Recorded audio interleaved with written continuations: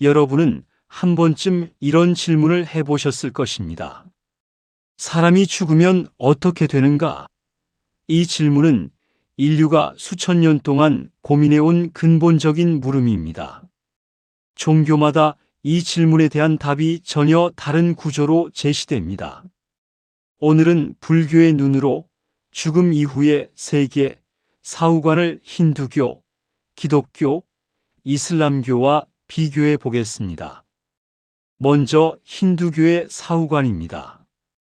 힌두교에서는 영혼 불멸하는 아트만, 즉 참나지나 영혼이 있다고 봅니다. 그래서 영혼은 죽어도 없어지지 않습니다. 힌두교 경전인 바가바드 기타에서는 몸을 옷에 비유합니다. 낡으면 버리고 새 옷을 입듯이 아트마는 몸을 바꾸어 계속 윤회한다고 말합니다. 그렇다면 힌두교에서 말하는 해탈은 무엇일까요?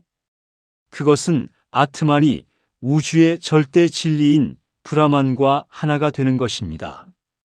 이를 범하일려라고 부릅니다. 즉, 내 안의 참나를 깨닫는 것이 곧 우주의 진리를 깨닫는 것이지요. 찬독야 우파니샤드에는 이렇게 말합니다. 타뜨 트밤 아시, 즉 너가 그것이다. 즉 개인의 영혼이 본래 우주의 절대자와 같음을 깨닫고 합일할 때 더 이상 윤회하지 않는다고 보는 것이 힌두교의 해탈입니다. 그러나 불교에서는 이 변하지 않는 영혼인 아트만의 존재를 부정하고 무아를 가르칩니다. 이것이 바로 힌두교와 불교를 구분하는 결정적인 차이점이 됩니다. 다음은 기독교의 사후관입니다. 기독교는 그리스도교의 약칭으로 개신교와 가톨릭 등을 포함하는 포괄적인 용어입니다. 기독교에서는 인간에게 영혼이 있다고 봅니다. 사람은 한 번 태어나고 한 번 죽습니다. 죽은 후에는 하나님의 심판을 받습니다. 개신교와 가톨릭 모두 기본 구조는 같습니다. 믿음과 삶의 행위에 따라 영혼은 천국이나 지옥으로 갑니다. 천국은 영원한 행복의 장소, 지옥은 영원한 고통의 장소입니다. 여기서 중요한 특징이 있습니다. 기독교는 윤회가 없습니다.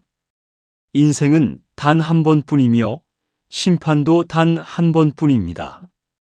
비유하자면 기독교의 인생은 시험을 단 한 번만 보는 구조입니다. 시험 결과가 잘못 나오면 재수하거나 삼수해서 다시 시험을 볼 기회가 없습니다. 다만 가톨릭에는 개신교에 없는 연옥이라는 개념이 있습니다. 연옥은 작은 죄가 아직 정화되지 않은 영혼이 천국에 들어가기 전 일정 기간 정화를 거치는 상태입니다. 다음은 이슬람교의 사후관입니다. 이슬람교도 기본 구조는 기독교와 비슷합니다. 사람은 죽으면 알라의 심판을 받습니다. 믿음과 선행을 행한 자는 천국에, 불신과 악을 행한 자는 지옥에 들어갑니다. 이슬람교의 천국은 매우 구체적으로 묘사됩니다. 예를 들어 강이 흐르고 과일이 풍부하고 고통이 없는 세계입니다. 반대로 지옥은 매우 강한 고통의 장소입니다. 기독교와 마찬가지로 영혼이 있고 윤회는 없습니다. 즉, 이슬람교도 단 한 번의 인생과 단 한 번의 심판으로 영원한 결과가 결정됩니다.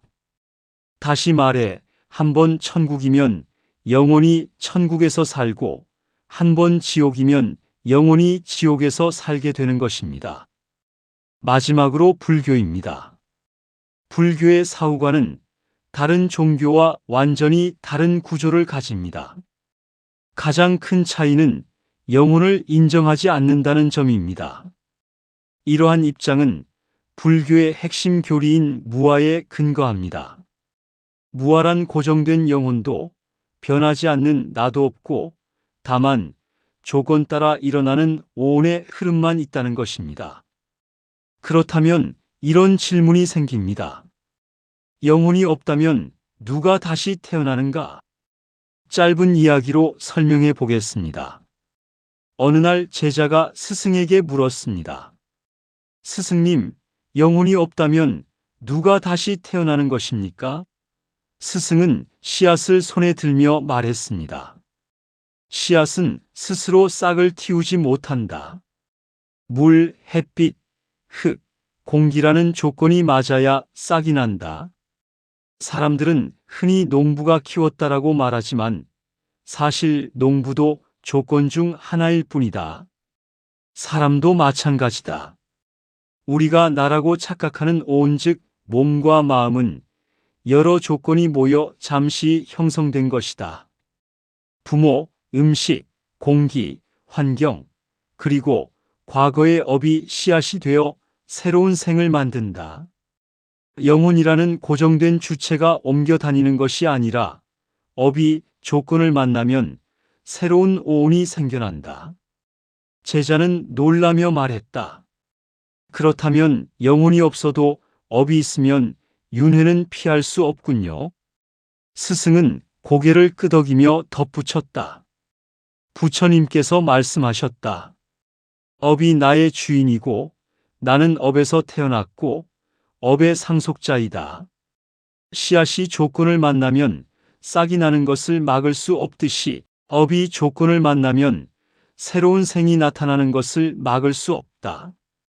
그러니 윤회는 영혼이 아니라 업과 인연의 흐름으로 이어지는 것이다.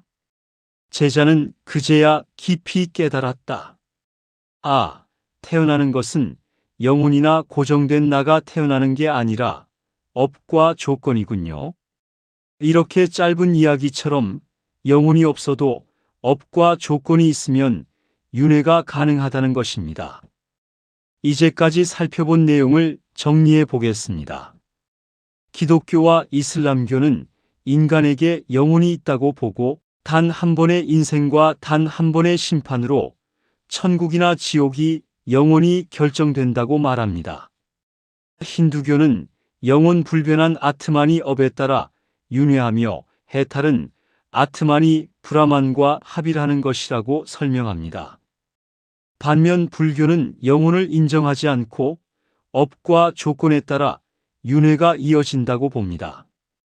그러나 불교의 목표는 단순히 좋은 곳에 가는 것이 아니라 윤회 자체를 끝내는 데 있습니다.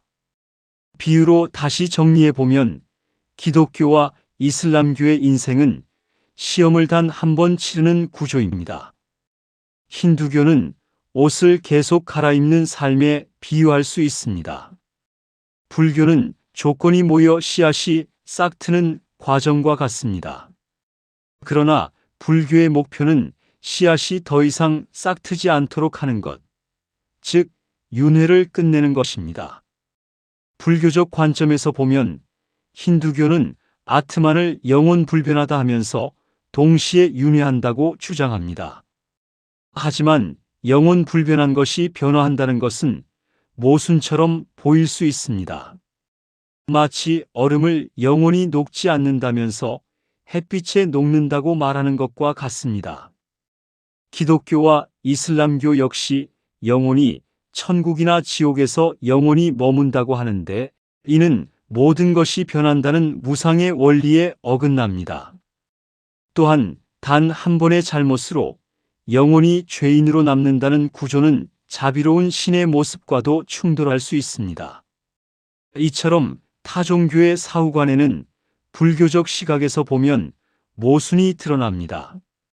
그렇다면 불교는 어떻게 바라볼까요?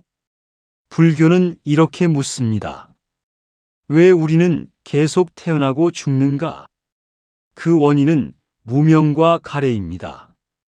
이 두 가지가 윤회를 끊임없이 이어가게 만듭니다.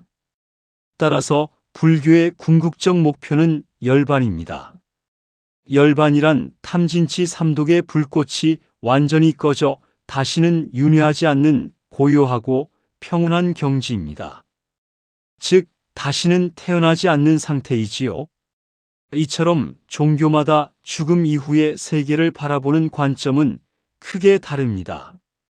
그러나 공통적으로 인간은 죽으면 끝이 아니라 죽음 이후에도 어떤 결과를 맞이한다고 봅니다. 불교는 그 결과를 끝내는 길, 열반을 제시합니다. 이것이 불교 사후관의 독특한 의미이며 오늘 우리가 살펴본 비교의 핵심입니다. 다음 시간에 뵙겠습니다.